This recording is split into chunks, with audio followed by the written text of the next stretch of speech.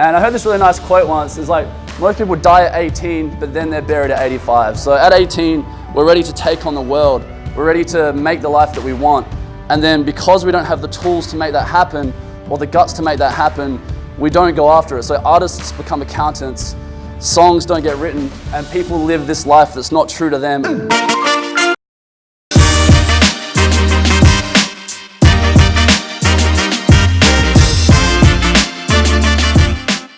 Hi everybody. Good turnout today, right guys? Hey! About like how all our mindset ones are the small seminar. Yeah. I think it's because like self-sabotaging, people are self-sabotaging, self-sabotage. It's hilarious. And another thing I think as well is like people think like everyone will just be motivation again. Like, that's a pump up, you'll feel good. But like today's gonna be the opposite of that. Today I'm trying to get you guys to dig into the truth. Like, why do we self-sabotage? It's a deep thing. So, first of all, let us all agree. Do we all want success in one of these areas? Can I get a woo yeah? Woo yeah! Cool, okay, so knowing that, why is it that we all struggle to get the things that we want? That's a question as I was preparing this morning that I asked myself. And it brought up a lot of answers, way too many to share in this small amount of time, but I've tried to summarize some of the thought I've got from that in our seminar today. Is it the knowledge? Because we all have access to Google. I could give any one of you, someone could ask Josh, how do I get fit? He could give you the plan, and I guarantee maybe 1 in 10 people will actually follow the plan. So it's not the knowledge, because if it was the knowledge, we all have access to anything at the tip of our fingers, so it can't be the knowledge, right? Is it the time? No, because we all have access to the same amount of time in a day, and there's always exceptions to a rule. You might have a busy life, but I guarantee you there's someone who has a busier life who's achieved more, and they're still happy. You know, they're not self-sabotaging. So yeah, there might be, we see these Instagram moms who have like 3 kids, they're fit as hell, they're running a business, and they seem pretty happy. So it's definitely not time, because we all have the same amount of time in a day. I actually think, and I was looking into this, I think it's because self-sabotage is kind of programmed into our DNA. Not in the sense that we're all destined to fail, but in the sense that we all share the same neurochemistry, the same biology, and the same way that our brain works. We live in a modern society, but we have a very primitive brain, and trying to get those two things to interconnect and work together, that's where we start having challenges. So I'm going to talk about that more later. I'm just kind of presenting some thought for you guys who start to think about this and let it marinate in your brain a little bit. But the painful truth is, you guys wouldn't be here if you hadn't experienced this at some point in your life. Like, I guarantee, who here has everything they want in life? Crickets. No. And the reality is, like, I'm not saying that we all should be there and we all should have that right now, but even if your behaviors right now or your habits aren't representative, come have a seat, man. Have a seat. Even if your behaviors right now aren't representative of you moving towards that, then there's some sort of incongruency of us moving towards the things that we actually want. There's some block there from us moving towards what we know we want on a deeper level. That's what self-sabotage is to me. We want one thing, we do another thing. And that can lead, actually, yeah, I'll keep going with this. So many of us, who's been there when we start a goal and we're like, yeah, this is going to be amazing, we're going to get this goal, woohoo, yep. It's fun. It starts off really exciting, we'll go along, and then we'll somehow fall off the wagon, something will happen, and then when we fall off, we start to go through cycles of disappointment. You know, it might be guilt, might be blame. We all have our own mechanisms of how we go through this. Sometimes we might just pretend it's all okay, but many of us go through these cycles of like, woo, and then, oh my God, I'm terrible. Why couldn't I achieve this? Like, what is wrong with me for not being able to achieve this? And that's natural. And the reason we ask those questions is because we don't have the answers to the reason that we failed in the first place. So if we can solve the actual problem of why are we self-sabotaging, if we can solve that, we're not going to have all these other emotions such as guilt and shame, because they're because we think we're genuinely a failure, but we're not actually looking at the problem itself, which is why aren't we showing up? Why are we self-sabotaging, okay? And we can even beat ourselves up, and that can go in cycles. You might be like, woohoo, bash, bash, bash, woohoo, bash, bash, bash. And it's not fun, but it's a reality. We all go through this. So has anyone experienced that? I know I experience that all the time. Yeah, cool. And then we can give up. Like, all you guys obviously haven't given up, but we know a lot of people, they've tried, and then they tried so many times, it's like, what's the point anymore? What's the point? They don't even go through the cycles of trying and giving up, they just have given up. So hopefully you guys aren't at that point, but that's a reality for a lot of people, and they just didn't ask themselves the right questions, or they weren't presented with the right information to be able to overcome these things. But hopefully today we can give you guys the information so that at least you can spark some thought and break down what's actually going on in your mind so you can start to understand those things a little bit more. And that's basically my intro. I wanted to just spark your minds a little bit, and I want to present with you the man that he didn't settle. Like, Nav's been through a lot. I have a massive amount of respect for Nav. It moves me just thinking about it. He's a beautiful man, but his story is a prime example of that all the adversity he went through, he didn't settle at all, when a lot of people would settle and make excuses in, there we go, 5 minutes, in much more difficult situations. So, round of applause for Nav, everybody. What an intro. I want to introduce to you a man that didn't settle. That's what it says. All right, cool. So what I'm going to do is I'm going to share my story and what I've been through. Some of these boys have heard this already. But the point of that is to kind of like inspire you guys to overcome self-sabotage and start making action in your life. Because I've been through some shit and I've overcome it. And I honestly believe that no one's like, me being where I am today, which I didn't even think I'll be alive today, to be honest, but to be where I am now, that is just something that never even ran through my head. Like, it was never even a reality at all. And to be here today, it's hard not to believe in humans and not to believe in our potential because of what I've overcome and how I am here today with these guys who created what I've created, which, in all honesty, I didn't even think I was going to be alive. So, a little bit about my past. I'm trying to pre-frame this a little bit better because now I've grown up and kind of had hindsight. Like, I love my parents a lot and I understand the shit that they've been through. So I can understand the stuff that they didn't personally put onto me, but the things that were done to me and my brother, not intentionally, but just out of self-pain, our self-sabotage in a lot of sense as well, which is why I want to get into the space, because not only for myself, but because I didn't want this cycle, Joel and I were talking about last night actually, I don't want this cycle of pain to continue. I don't want this cycle of self-sabotage. I think we're always going to have pain and self-sabotage. I think it's an aspect of our lives, like Joel said. But I want to try and limit that. I want people to have self-awareness and motivation and confidence in themselves, self-love. I want people to treat themselves better so then they could treat other people better, which is why I moved into this space, because I didn't want what happened to me and my brother, and what happened to my parents. Whatever my parents did onto me and my brother was also just a projection of what happened to them also as children. So a little bit about my past. My mum and dad just had it really tough. They really struggled. My mum was adopted and then brought up in New Zealand at a young age, and being a white girl in New Zealand, she had it pretty rough. Her parents were kind of in the wrong things as well in New Zealand. They ended up adopting a brother as well. He was actually the son of a mongrel mob family who were shot up at home, so they were killed at home, and then he was like 8 years old.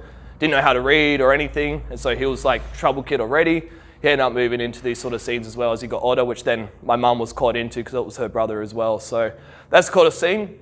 Then that's how my dad met my mum, because my dad was friends with this guy as well, with my mum's brother.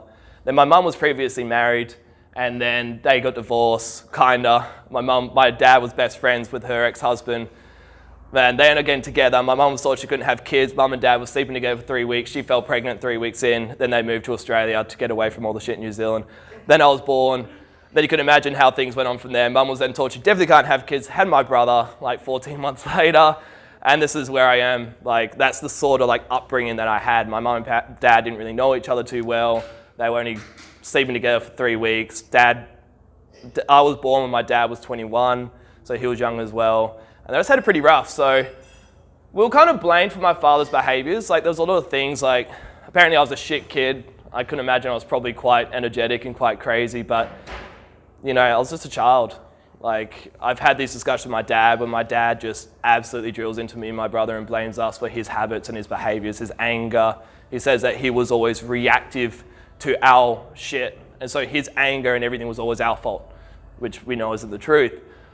So I was scared of my parents all the time, but I'm also just a hothead. I don't back down. I'm just very head first. I'd rather die than back down. That's just who I am. So I turned into I'll go from this. I diagnosed ADHD at 7 years old as well. So I had my parents saying I was a shit kid.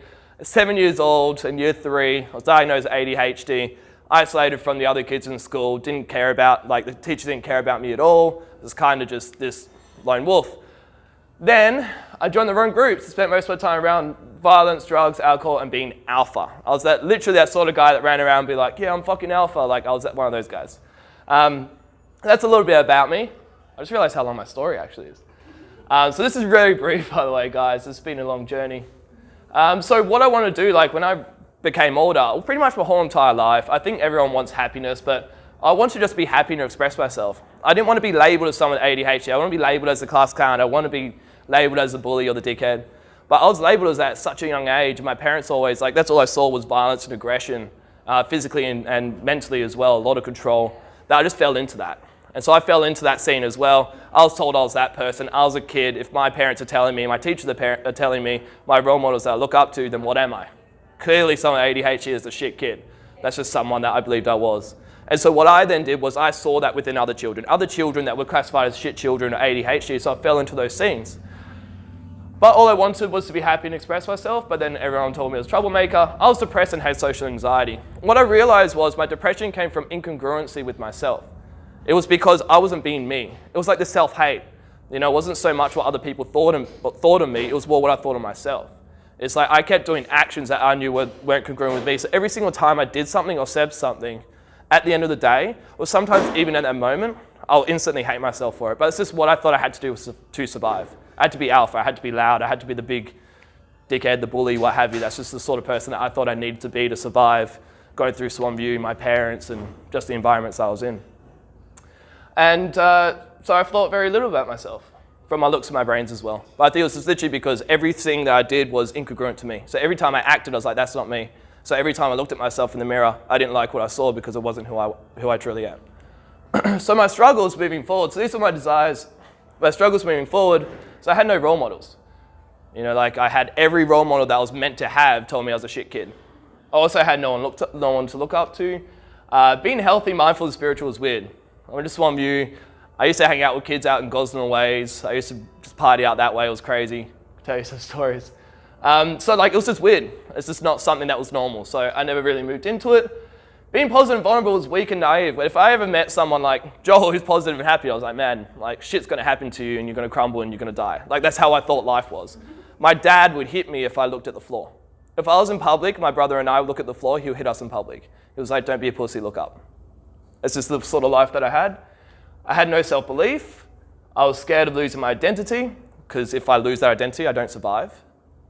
I had past trauma triggered emotions as well. As these guys know, and as Kirsty knows as well, there's been times where just like subconsciously I get triggered. Shit would just come up. I just go into this defense and I was just like my dad attack. It just came out forward. And so it was hard for me to move forward and come through that because subconsciously I had these triggers.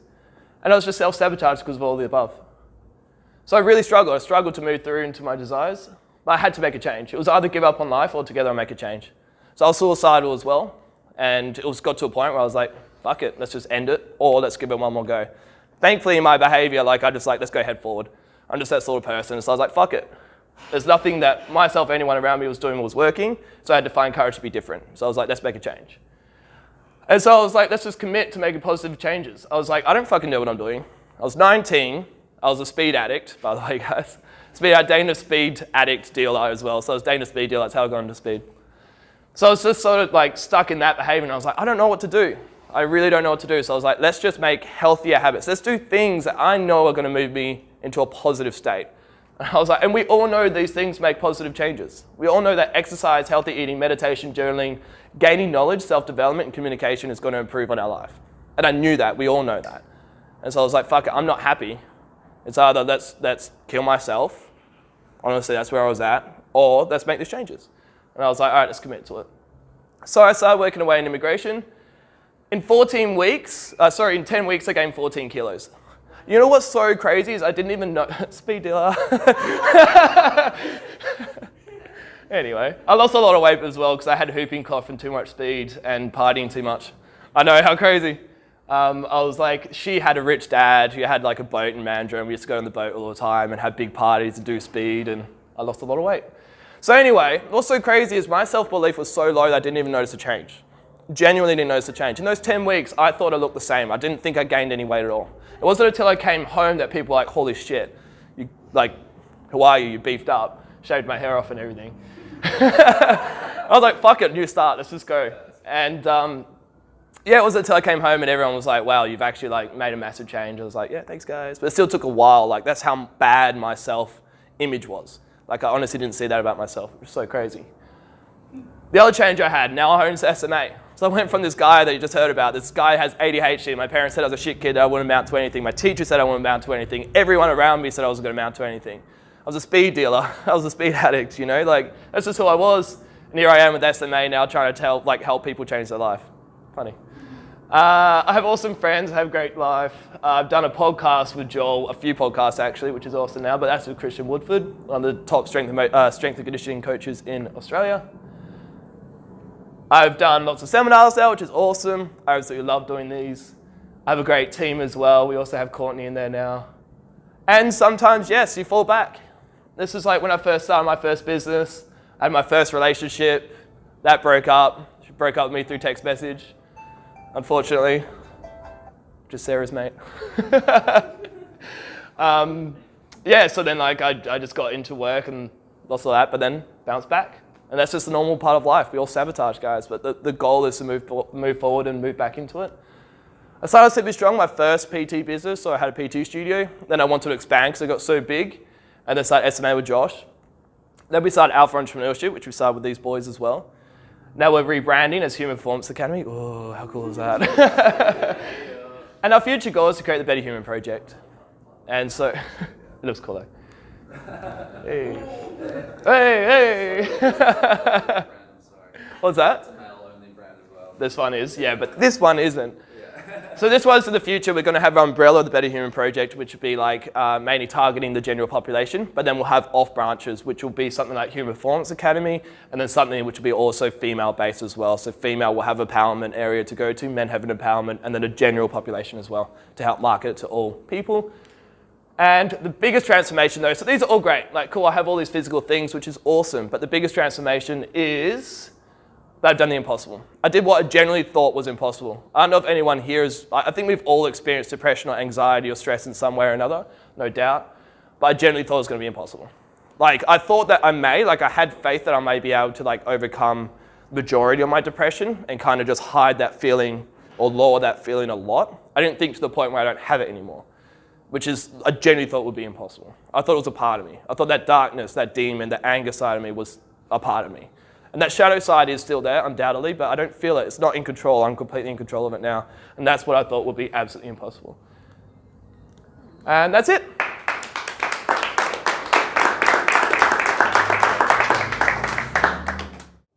Okay, so pretty cool story, hey? What excuses you guys got, if you can do that. Honestly, that's why we do present stories, though. It's not to be like you guys are making excuses, but it's to show you what's possible. Because a lot of the time in our world, we think things aren't possible, but that's just a thought. And the reality is there's always exceptions to the rules that we create for ourselves. So the whole point of what I want to share with you now is to show you the exceptions to those rules and to show you how your mind makes up these thoughts and these things that hold you back, but they're not necessarily true. So when I was talking about the DNA of self-sabotage, I'm talking about the innate nature of our brain that does hold us back. And there's three major attributes, and I've kind of very summarized the deeper parts of our brain. Although we have a very evolved part of our brain that likes thought, we have a very deep survival part of our brain that's only trying to keep us safe, okay? And the characteristics of this brain is it doesn't like change. Because everything that we believe to be true, we learnt the hard way to learn all those things. So changing, if we're constantly open-minded, we're constantly opening ourselves up to threats. If we have an idea of how the world works and we stick to that and that's kept us safe, why would we change? If I was constantly having to be open-minded and think about everything all the time, back in the jungle and a snake jumped out, I'm like, is this a threat? What's this? I'll be dead, okay? So you have to be able to instantly make decisions based on how you think the world works. And unfortunately, many of us have poor ideas of how the world works embedded in our minds, and that leads us to make poor decisions. I'm going to get more into that in a moment.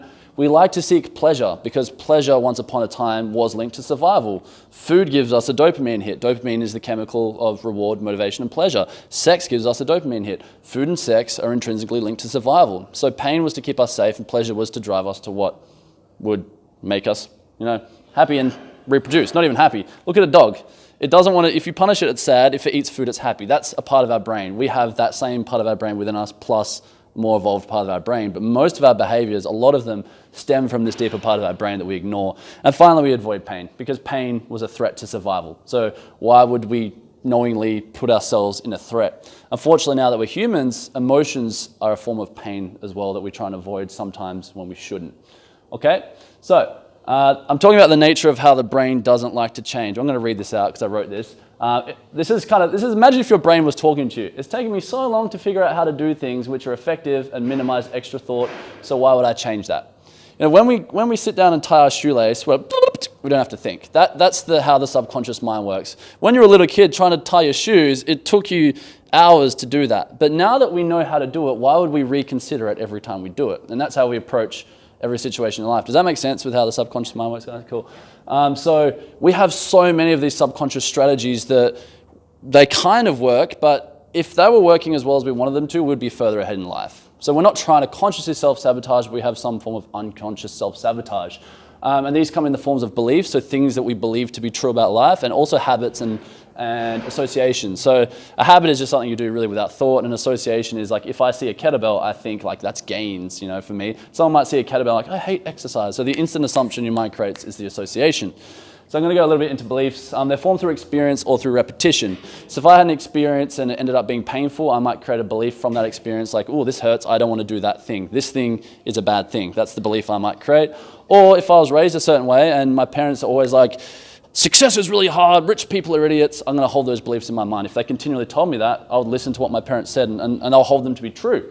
And our behavior is representative of our beliefs. So I'm going to run through a couple of quick examples. I'm just trying to really demystify this stuff for you guys so it's really clear and obvious. So first one, let's say someone was growing up and they had quite an unhealthy family, unknowingly, no one was trying to do anything wrong, and the person grew up to be overweight.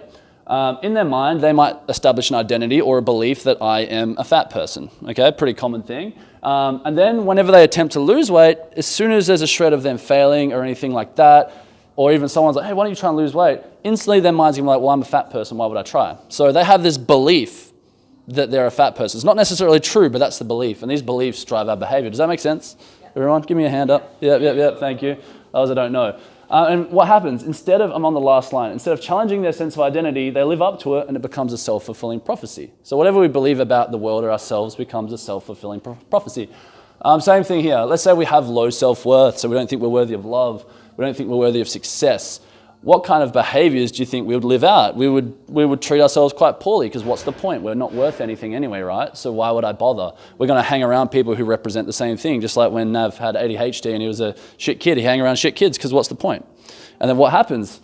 We end up having a life of no worth and it becomes a self-fulfilling prophecy. So these beliefs that we create in our mind, these are a big center point of, or not center point pizza, woo, 6056. These are a big thing that lead to us having these self-sabotaging beliefs without us even being conscious of it. Because who often thinks of like there's a belief and it has this massive carryover effect to all of our actions? So a lot of the time we'll beat ourselves up with guilt and shame because of this behavior, not realizing that it's indicative of a deeper belief that we've ignored. Okay, does that make sense, everyone? So beliefs are limiting unless they are unrealistic and completely transcend the limit of the current human potential. I really want to stress this point because there are some people who've done some freaking amazing things. So if your belief is anything less than that, then it's a limiting belief because people are capable of anything. I've got a couple quick examples just to prove you guys wrong, but I really want you to realize that a lot of your thoughts where you're like, oh, I can't do this because of X. That when you say because of X, that is a limiting belief because I guarantee you there's 1,000 people on the planet who have beaten that and they didn't make that excuse up. So that little thought is appearing in your mind is the belief being shown back to you. So some examples. I'm too old. These guys are proof that you're not too old because they're... No, I'm saying you're older, but you're here, No, I'm saying you're proof. You're an exception to the rule. A lot of older people sit at home doing nothing. Anyway, you're older. I apologize. As a compliment. Anyway, it's not possible. I'll give you a hug later. It's not possible. I'm not talented enough. I'm not smart enough. I'm not worth it. Many of these things go through our heads. I apologize. Many of these things go through our head all of the time, and we believe them to be true. Like, I'm not worth it. Why would I bother? But the point is we get to decide what our worth is. Here's some exceptions to the rules. This guy, I just Googled massive weight loss. This guy lost 75 kilos. So if this guy can do it, and I'm sure there's people who have done far harder, why can't we lose 3, 5, that kind of thing? Because it is possible, right? So your thoughts will be like, oh, my situation's so tough, blah, blah, blah, blah. That's all a lie because it is possible, okay? Colonel Sanders, even though it's pretty filthy, the old KFC, he was 65 when he finally started KFC. He failed 1,009 times. So a lot of time we'll fail once or twice. Oh, it's not possible. I'm too old. That thing comes up as well. It's too late to make change. It's all bullshit. You can make change at any time in your life. Why does age have to be a factor? It's not. It's just a story we tell ourselves. I just wrote in Google, homeless to millionaire, and not millions, but thousands of stories came up. So if many of us are like, I don't have the opportunity, I don't have the time, it's not possible. Nav came from ruins to riches. He's going to be a lot richer in the future. A lot of people have done it because they didn't make those excuses for themselves, okay? So these are examples of, every story we tell ourselves that are small are actual limits to what a human is capable of if we want to admit that to ourselves. But the problem in admitting that to ourselves is that it hurts, because we have to admit that we've also been intentionally or unintentionally choosing behaviors that don't serve us. And that's where the truth hurts. Because if you admit to yourself that actually I have been fucking my life up, all the blame is on you now, not on anything else. And that's when it starts to get a little bit scary, but we're going to go into that in a moment. Does everyone make sense of how beliefs determine our behaviors? Cool. The next thing is the pleasure-seeking nature of the brain. Where's my pizza? Where are the girls at? No, okay. So we naturally seek these things today, as this was once a signal for things that was vital to our survival. Okay, so if you found a beehive, you would eat that entire beehive back in the day and store it as fat so you can survive, that's what it was there for. But these days we have an abundance of all these things, and they've been engineered by people trying to sell it to you. There's some guy in a lab like, perfect amount of this chemical, and whoop, there's your cereal. And everyone's like, whoop, whoop, whoop, whoop, with the cereal. That's why it's hard to not eat these things. They're engineered based on our deeper parts of our brain to get us addicted. That's just they're doing their job. Same when we're marketing or when I'm telling you something, I'm considering the psychology and then delivering it to you in a way that appeals to your deeper part of the brain. That's just how the world works. That's how industry drives change. But when we know this, we can realize that this can really screw up our behaviors. How many people here have been screwed up by pleasure interfering with their goals? Yeah, 3 hands up for me. Okay, so I'm just going to roll through some really simple examples. Someone has a goal of weight loss. Then they get the experience. They get tempted by delicious food cravings and cave and eat the food. And the result is the compulsion from the pleasure-seeking brain led to self-sabotage. Pretty common, right? It's not because you're an idiot. It's not because you're lazy. It's because our brain loves pleasure. So we have to recognize this. But once we recognize this, then you have to come up with a solution, which I'm going to talk about later. But it's important to always recognize what's at work here. It's not that you're stupid. It's not that you're dumb. There is a mechanism in your brain doing this to you. But you have to recognize, if you recognize how that mechanism works, then you can recognize how to treat the problem, right? Instead of being like, oh, I'm an idiot. No, you're not. Everyone, like 60% of people are obese. Like, it's pretty normal. It's more than normal, actually. Like, think about it. Another one. Goals, study more. Experience, distracted by social media, video games, movies, TV series, whatever it is. Home and Away, 7 p.m. every night, great program. But then the result, the compulsion from the pleasure-seeking brain led to self-sabotage. So does everyone see this pattern here, how pleasure can interrupt us? Cool. Woohoo! Woohoo! You guys suck, okay. So the big thing about pleasure, however, because we have such an intelligent brain, it's not necessarily the experience itself that gives us pleasure, it's our perception of the experience. Okay, because what I said here, some people enjoy some really boring shit that I hate, but they derive pleasure from it. So it's the same activity, but a different perspective. Why does one nerd like coding and I'm like, ugh? Because in their world, from how they see it, that's pleasure seeking. So we have to be really aware that if we shift our perceptions, we can shift how we feel about a behavior and whether we derive pleasure from that behavior. Does that make sense? So when I was doing keto once, keto is a diet where you don't eat any carbohydrates. And most people are going to be like, oh no, carbohydrates, how could you do that? But in my mind, of day one of keto, I said to myself, carbohydrates aren't food. And then every time I saw one, I wasn't like, oh no, I can't have carbs. I'm like, that's not food. So I didn't have an emotional reaction to it. I decided for that period of time, it wasn't food to me. But most people, when they make a change, then they're like, but no, I can't have this. And the story they tell themselves in their mind makes it so much worse than the reality, instead of being like, I'm choosing not to have that so I can be sexy. There's a big difference about the perception of our behaviors and how that drives the result of our behaviors. If we think something's good and it's going to make us feel good, it's hard not to do that. But if we can reframe the way we see a behavior as that's not good, that actually leads to pain, then we won't do it. Our brain is smart like that. It avoids pain, seeks pleasure. So we need to reframe what gives us pleasure and what gives us pain. Make sense, everyone? Cool. Is anyone's minds being blown? Yep. Mind blown? What was that? No, She's going to hurt me after this. Okay. All right. So now I'm talking about avoidance of pain. Physical pain, yes, but a lot of the time it's a perception of pain, okay? Because really we're not exposed to that much scary survival-orientated stuff in today's day and age, right? We got nice coats. Navarre's got a very nice coat. We're not really exposed to the cold. We've got food in our bellies. We're not getting attacked by things. So the most painful thing we do is come to the gym. Graham attacks you sometimes, does he? Me? Yeah. Hey, no. So, negative emotions are also forms of pain, okay? So I think fear. Fear was to keep us safe from a threat. Anger, someone's crossing my barrier. Ooh, I better get angry to defend myself, right? So these emotions are actually developed from a deeper part of our brain, wants to keep us safe. These days, however, with the way humans work, we avoid a lot of emotions because we deem them to be bad. We don't want to be seen that way. We don't want to act out that way. So we bottle them down. So a lot of self-sabotaging behaviors too are actually a result of us ignoring our emotions. I want to run through some examples. Let's say someone wants to lose fat, but deep down, for whatever reason, they're upset. They could be lonely. They could be living a life that's not true to them. They could have poor self-worth. There can be so many contributing factors to make someone sad, right? They might not be doing the things that make them happy. And then to try and band-aid that sadness, they seek pleasure. Because instead of sitting at it and be like, oh, I'm sad. Oh, this food's nice. Now I don't have to feel sad for 5 minutes, you know? Oh, it's Facebook. I can stalk. Oh, that bitch has terrible hair. But you know, sorry if you look at you when I said that as well. Yeah, terrible hair now. But I knew the first person I looked at was going to be like, no. You have beautiful hair. Everyone, round of applause for her hair. And for Kathleen's age, yes, thank you. For Graham's hair, no.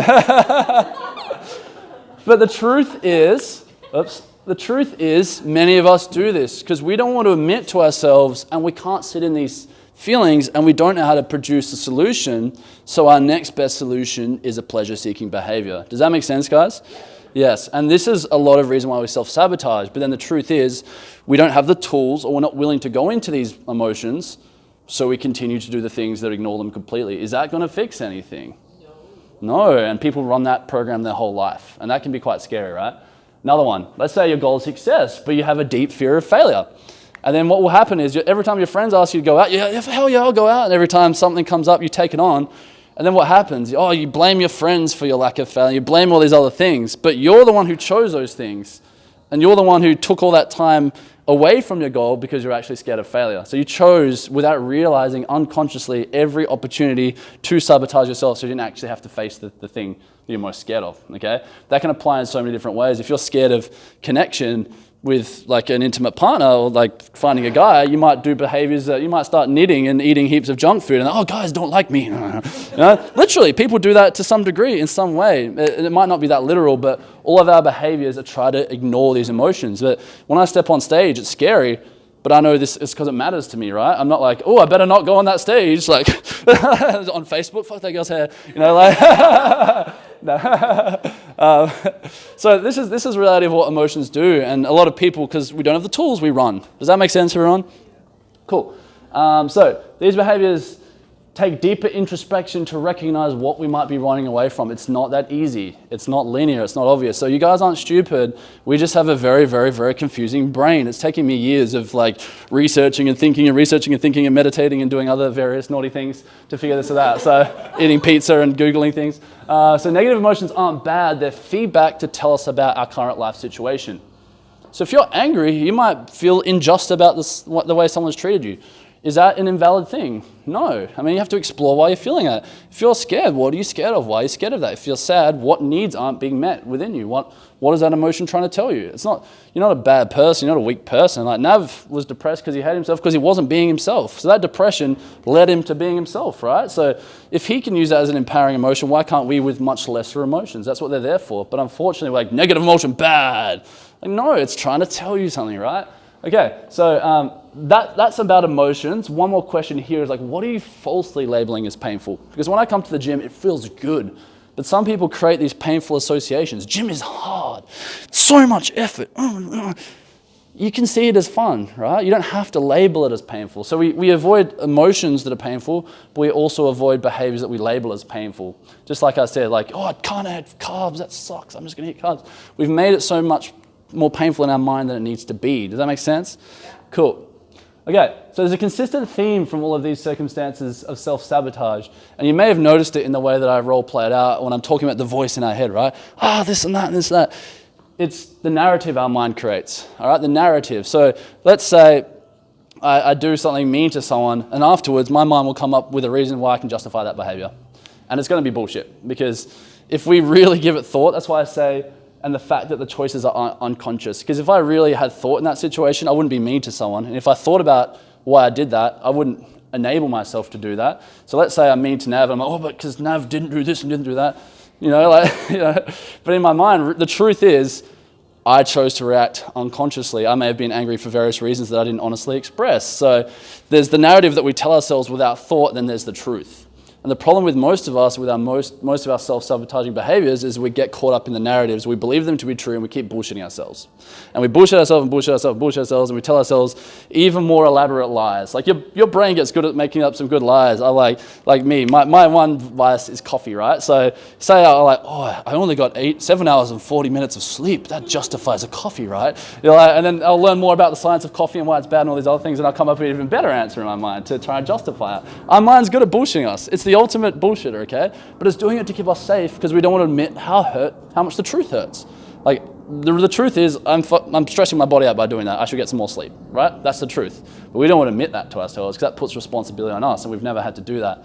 This comes from childhood, a lot of it too. Like, when two kids are in trouble, he did it. We get that behavior, but then as we become an adult, we don't learn to take responsibility. So our mind continues to do that for us to keep us safe. It's a natural thing. That's what our brain does, right? Does that make sense? Cool. So the big thing I want you to deliver from this, to recognize from this, is it's not your fault. You're not stupid. It's what our brain does, but we need to all admit to ourselves that we're lazy, we're not conscious when we make these decisions, and we're bullshitting ourselves. That's the honest truth. I'm not trying to say that to be brutal, but we're lazy when we don't take the time to think about why we're making that behavior. We just keep doing it every day. That's lazy. That's what our mind does naturally, but if you look in the mirror and be like, why am I doing this? That's not lazy. If you reflect on, like, what is this behavior actually, how is this behavior serving me? Putting some conscious thought into that, that's not being lazy. If you're telling yourself the truth, that's not bullshitting yourself. So the importance of all this is to recognize, like, the difference between you and someone who's here is they actually admitted the hard truth to themselves, and they stopped lying to themselves, and they started being a little bit more conscious with their choices, even though it was hard, because change is not easy. Make sense, guys? Yeah.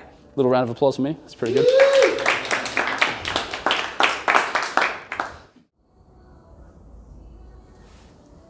Who here has ever said this phrase before? Not me. I have legitimate reasons. Graham's got all his limbs up. This is probably the most common thing that comes over our minds when we really get exposed to any sort of challenge or whenever we feel overwhelmed. But this actual statement here, we're actually enabling ourselves to feel even more overwhelmed. And this is that snowball effect of overwhelm. And Joel said it very beautifully at the very beginning when he said, we all have access to the same amount of time. We all have access to 24 hours in a day. So just before we go any further, does anyone have any more than 24 hours in a day? I just want to double check they're all on the same page here. Anyone got 23 hours in a day? Cool, 24, general consensus. So the ideal scenario is just to add more time into the day, right? Because it'd be sick if we had 25 hours in a day. Who here would like 25 hours in a day? What about 26? That's a lie. Personally, I'd love more time in a day. I reckon that would be sick. That would extend our life out a lot more, but that allow me to do more things, allow all of us to do more things in life, because we all love to do more things in our life. If we only had an extra hour, if we collectively had an extra hour on every single day, how many hours would we have at the end of the week? Can I have any suggestions? Nice, good job, Kirsty Holmes. Birthday girl, yeah! So 7 hours in a day. What would you do with 7 hours per week? Just ponder on that for a moment. If you had 7 extra hours a week, what would you do with it, Jess? Run? Hell yeah. Meal prep. Meal prep. Don't know. Probably get stuck at work like I do these days. That's a self-sabotage excuse? No. No, I'm kidding. Jake?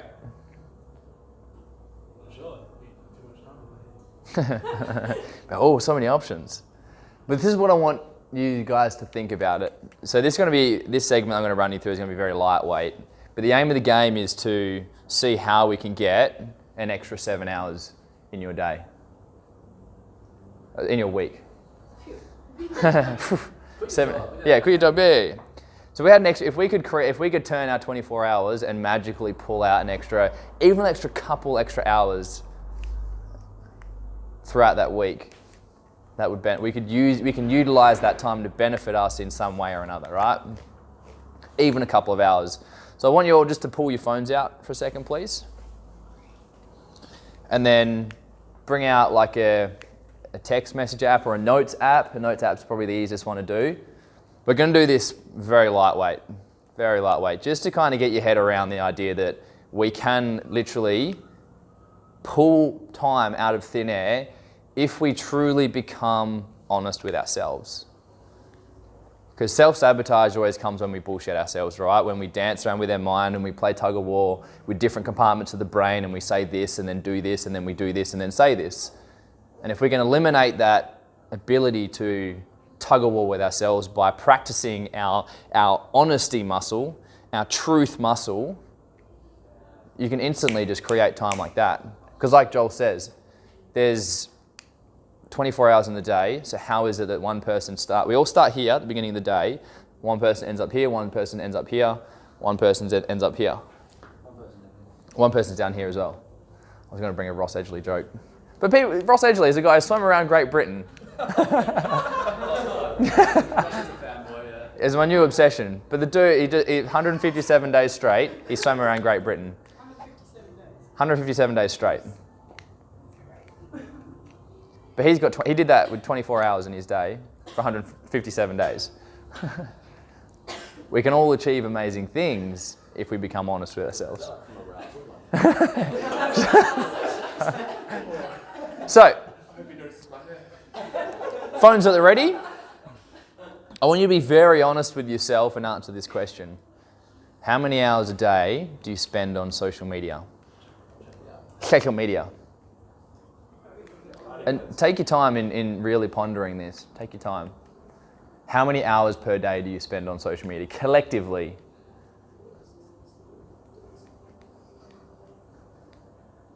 Playing word count. Playing word. Word with friends. Make a side note of that.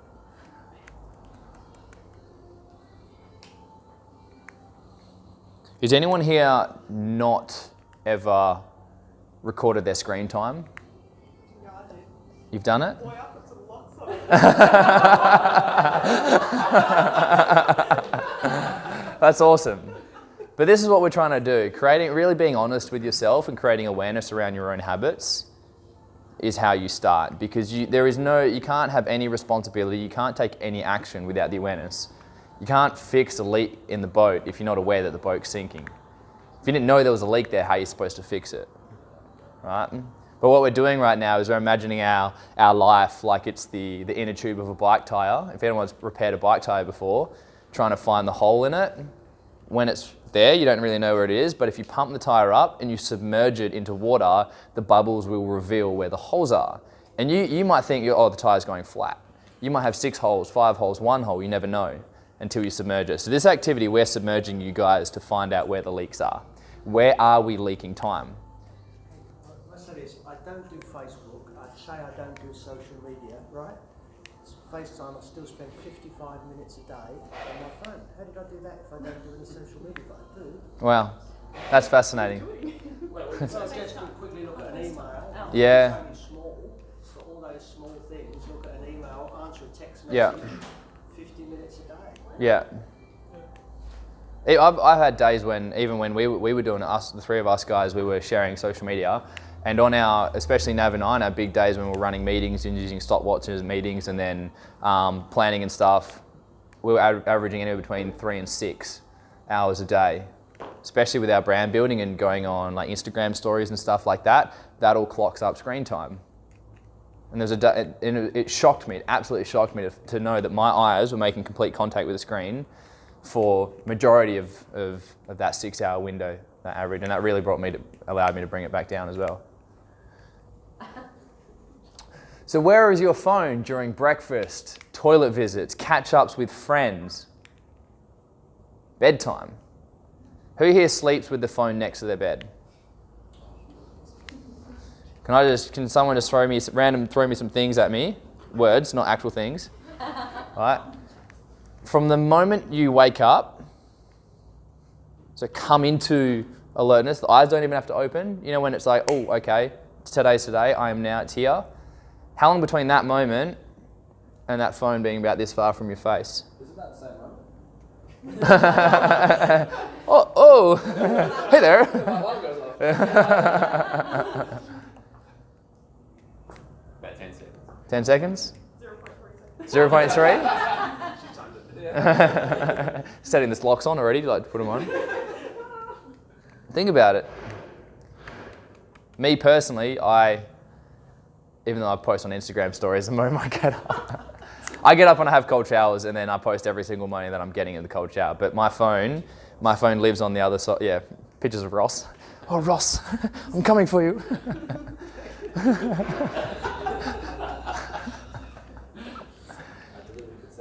My phone sleeps on the opposite side of my room on airplane mode, and then my alarm goes off. Walk all the way.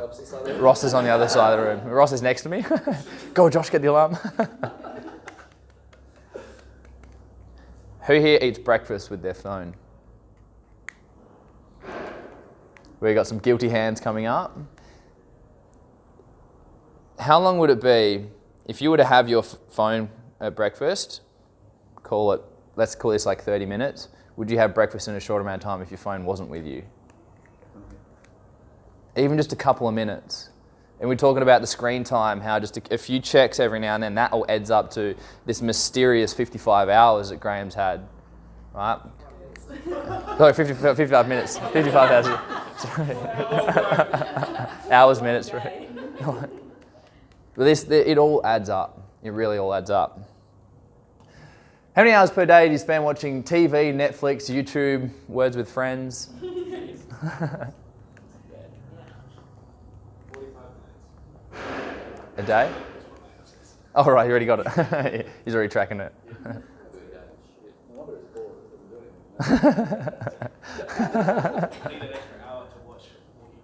Right. Just go to YouTube and search Ross Edgley. You made the joke edgelocation. Edgelocation. I am actually obsessed with him, guys. He's even on my wallpaper on my phone. How many hours per day do you spend online shopping or browsing? Keyword browsing, because it still counts. And you know what also counts is market research, shortlisting, that all counts as online shopping. I'm more the younger female demographic, as I know generally the most guilty of it. That's true, but I'm offended. Yeah. Grab some chocolate. Vegan chocolate though.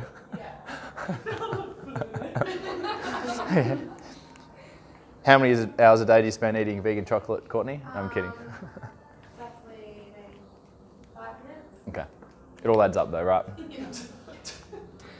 How many hours per day do you spend procrastinating?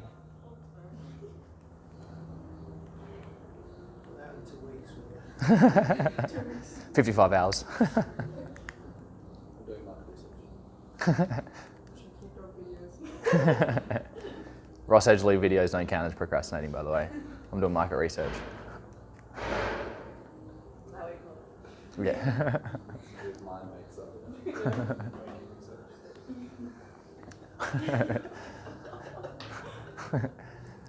I'm probably setting myself up with this one. How many hours per day do you spend in intimacy with yourself or with a partner?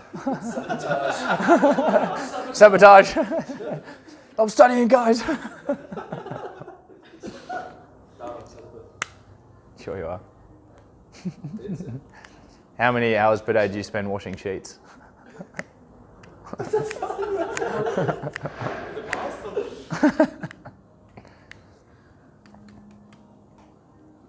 You don't have to share this one with the group. Can if you want. How long does it take for you to be fully awake, from fully awake to be ready, or to get to fully awake or ready to rumble? Okay. So you know these people, who here is not a morning person? Anyone not a morning person? What's your average from like when you wake up for you to be like, when you're like, okay, fuck yeah, I'm ready to take on anything today? I suppose honestly, yeah, I'll try and avoid actually getting up for 10 or 15 minutes because I don't, I've got to get my brain going. My body going. No, it's true. I do find it difficult. Yeah. And that's not just tired, it's just like... Just the mental preparedness. Yeah, for sure. Anyone else? And what about like being like fully alert and fully awake and fully prepared to do any big tasks from the moment you wake up? I'm talking like, I'm looking for a number between 1 and 3 hours kind of thing. Does anyone take that long? Sleep issues there. Yeah. Now when I did in my past life, when I was a mechanic, an apprentice, most of the guys I used to work with, they weren't really awake till about 9, 10, 11. They also hated their jobs and hated their lives, which they carried that a lot. But when you think about it, from being, the moment you wake up to being fully awake, if you have shocking trash sleep, low standard sleep, if you have low standard habits before you go to sleep, to the way you treat yourself in the morning, the way you communicate to yourself in the morning, this all has an effect on your heel dragging. And the longer you drag your heels, that you're literally you're taking slithers off your potential. You're taking slithers off your alertness, your happiness, your enthusiasm, and if you just keep taking slithers off, you're going to be left with much. And you're literally just putting a cap on your potential and your ability to thrive just within a day. And even if you could just add on more enthusiasm to your day, that can create a magical hour. Because you'll just get things done. Not only will you get things done faster, but if that enthusiasm allows you to enjoy these tasks more and have more fun, then there's not so much desire to go and do fun things because your cup's already full. You know, I want to get this job done or finish this so I can go have fun.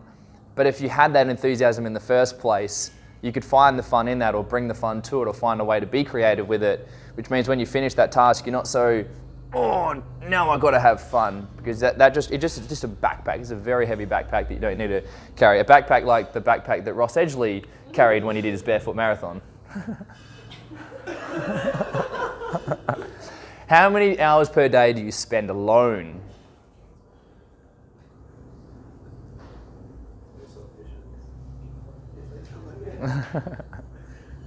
How many hours a day do you spend alone?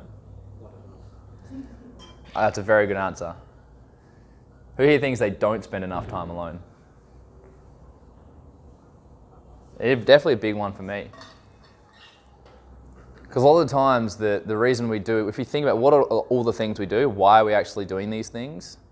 Our to-do list is so big. What's the outcome we're actually looking to achieve when we do these things? Because we do them for some sort of pleasure, right? Or we finish something so that we can be done with it, so we can go have pleasure. We want to do something because it's going to give us a reward. Online shopping, we want to buy these things because we're like, I want this thing because this will make me happy, right? But a lot of the times we are just running away from ourselves. And if you could actually learn to spend more time with yourself, which is a big thing that I'm doing personally right now, is learning to love myself and learning to just know who I am more, and I'm spending time alone. I'm deliberately spending time in seclusion because my whole life I've been a human doing. Majority of us are being human doings. Do this, do this, do this, do that, do this, do that, do this, do that. And then we actually lose who we are. And the further you become disconnected from who you really are, the harder it is to have that honest conversation with yourself, because you don't actually know who the honest part of yourself is. And the more disconnected you come from just doing and doing and doing and doing and doing things, it's like a fox trying to be a squirrel. Fox should just be a fox and a squirrel should just be a squirrel. Josh should just be Josh. Joel should be Joel.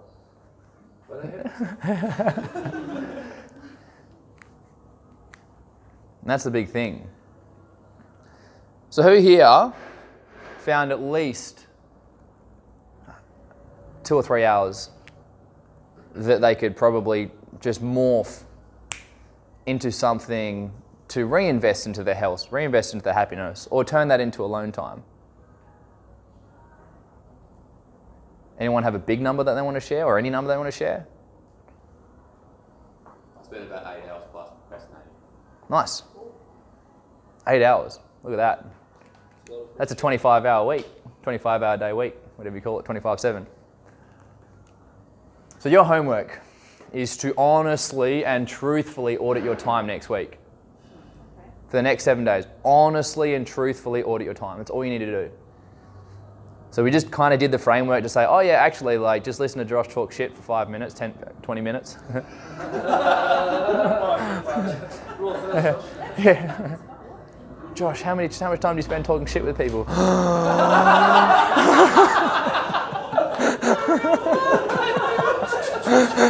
Oh! Right? That's your whole existence, though. Yeah, I know, that's who I am. That's Josh being Josh. That's Josh being Josh.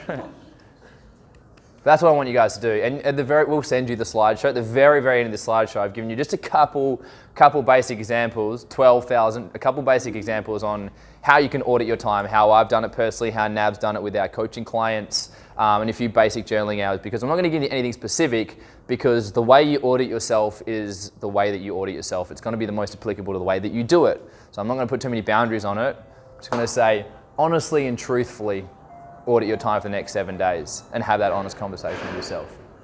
This is just the app that there's 1,000 out there. This is just the specific app that Joel Navarre and I used to use when we had a group chat every Monday. We just share our screen time to hold ourselves accountable. Thank you very much. Thank you, Josh.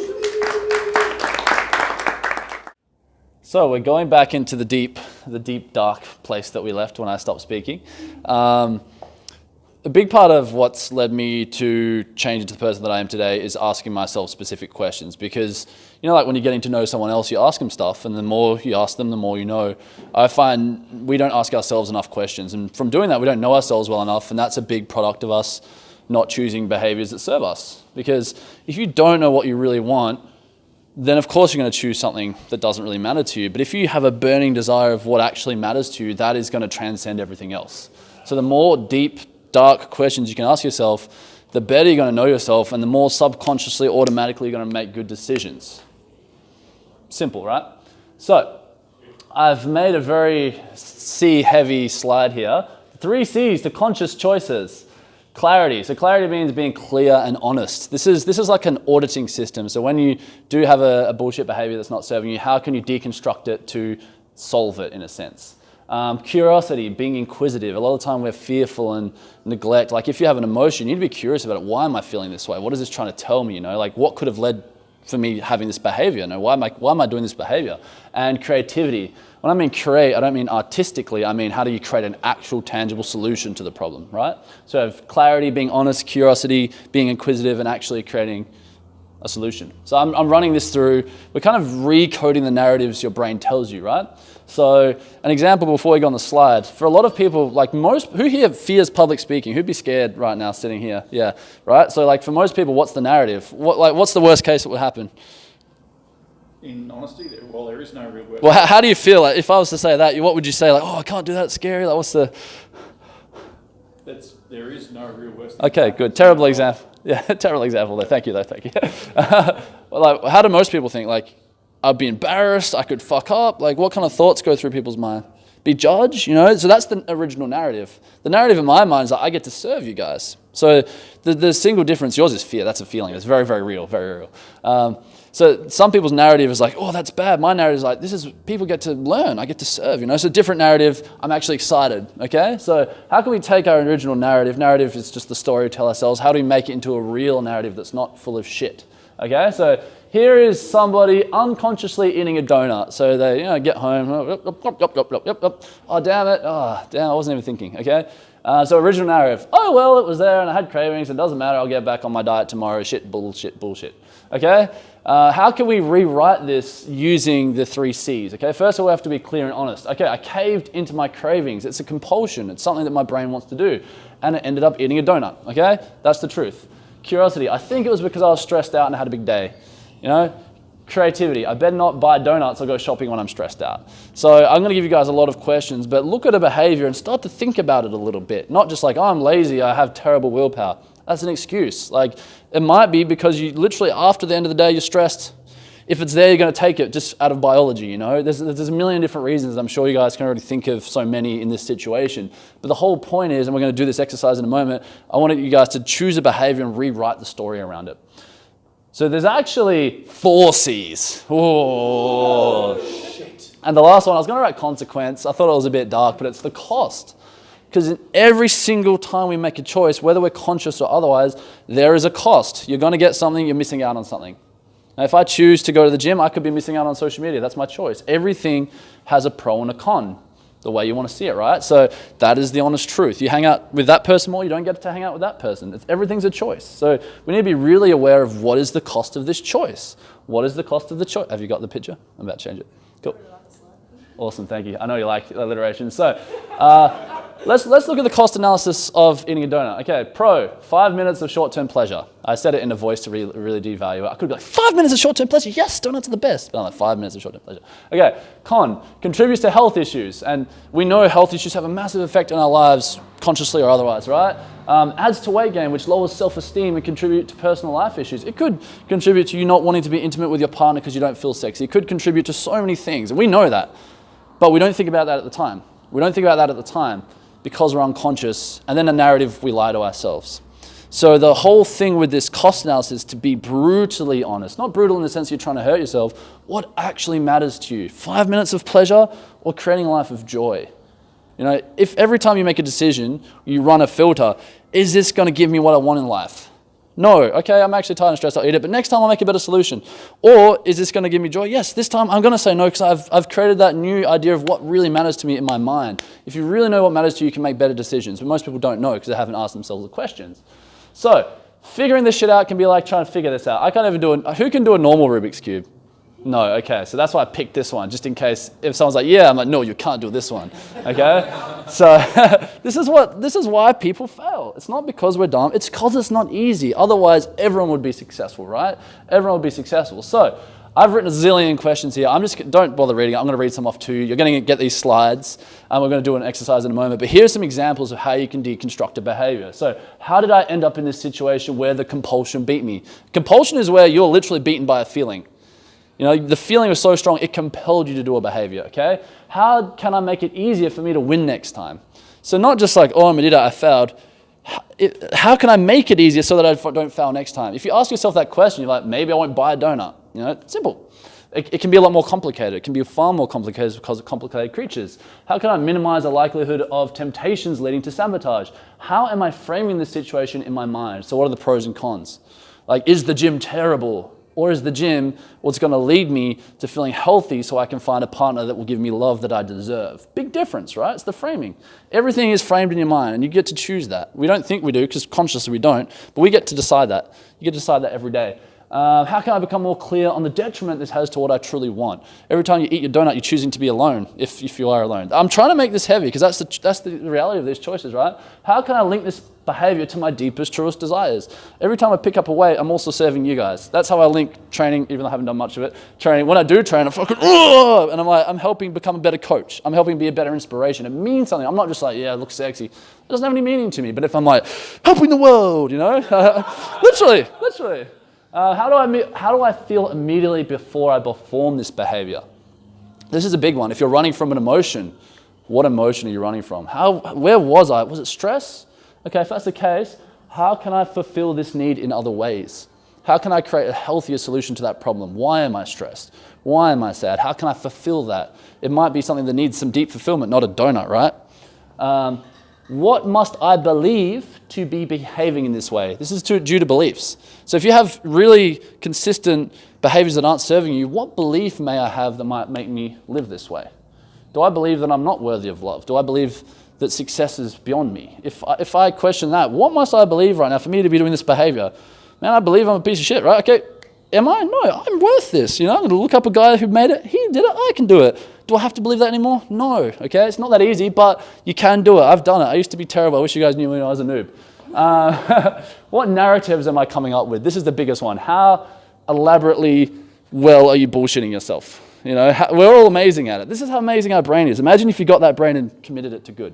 So I'm going to give out a piece of paper. We have 6 minutes, 53 seconds and pending. Okay?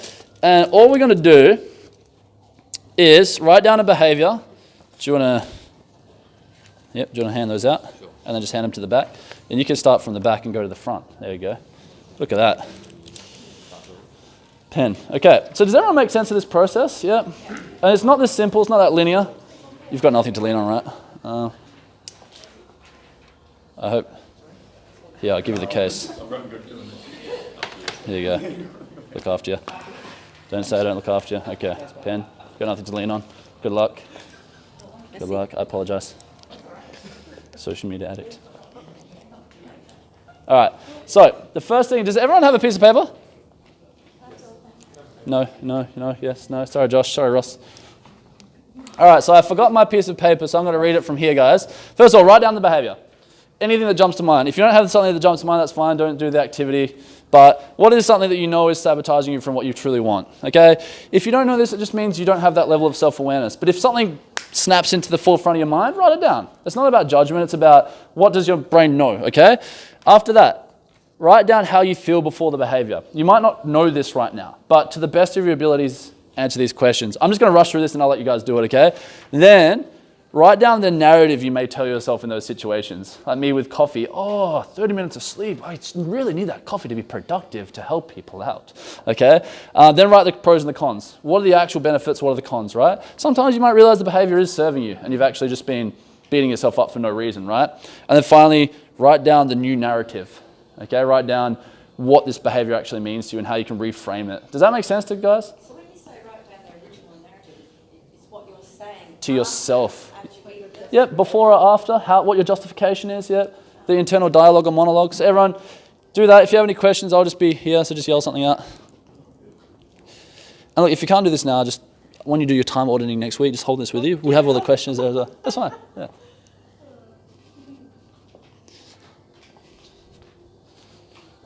All right, just get a quick drink.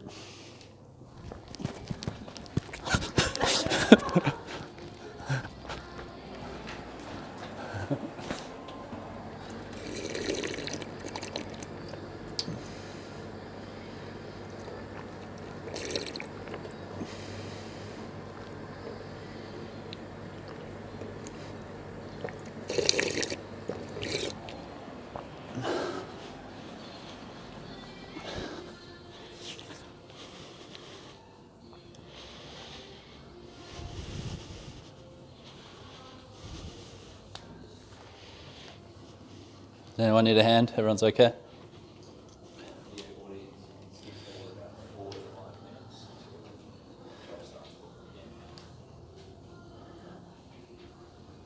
Oh, is this B-roll?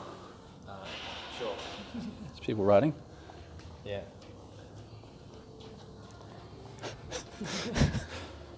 It's an online seminar. These guys are so professional. No, they're not.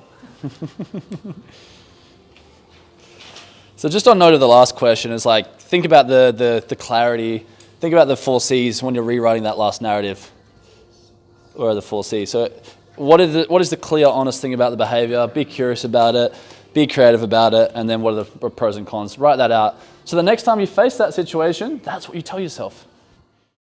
All right, sorry if I'm rushing anyone, but I just want to wrap up and give you some final thoughts on this. How did everyone go? Did anyone get some clarity from that? Bit of insight? Yep, so awesome. The whole point of this, thank you so much. The whole point of this is I want you to try to learn to reframe and have some conscious thought about how are you bullshitting yourself in these situations? Or not even bullshitting yourself, what perceived benefits did your brain think it was giving to you? You know, like yourself with your working hard, this may be completely wrong. I might be helping my family out by working more, but you might be able to help your family out by being there more. It's like, there's all these things, these costs that we have to really analyze and try to understand. The biggest thing, 20 seconds now, the biggest thing to realize when you are self-sabotaging is when you do feel something like shame, guilt, these kind of things. They can be there for a couple of reasons. A, because you're holding way too high standards for yourself, okay? If you're holding a standard here and here, you're always gonna feel shame because you're never living up to what you say what you wanna be, right? Like, oh, I'm not good enough, oh, shame, guilt. Or it's because you know you wanna be here and this is who you actually are, then you sabotage. So when you're feeling these emotions, guilt, shame, disappointment, frustration with yourself, use that as the breadcrumbs from Hansel and Gretel to lead you to actually analyzing your behaviors, not to a witch's house, all right? Not to the witch's house, to the truth, right? These emotions are there to try and tell you something, so don't push them down. Shame is a good thing. Like, okay, why am I feeling this? No shit, because I'm not living up to who I want to be, okay? All my standards are too high. So use those negative emotions as feedback. They're not there to hurt you, they're there to guide you. Cool?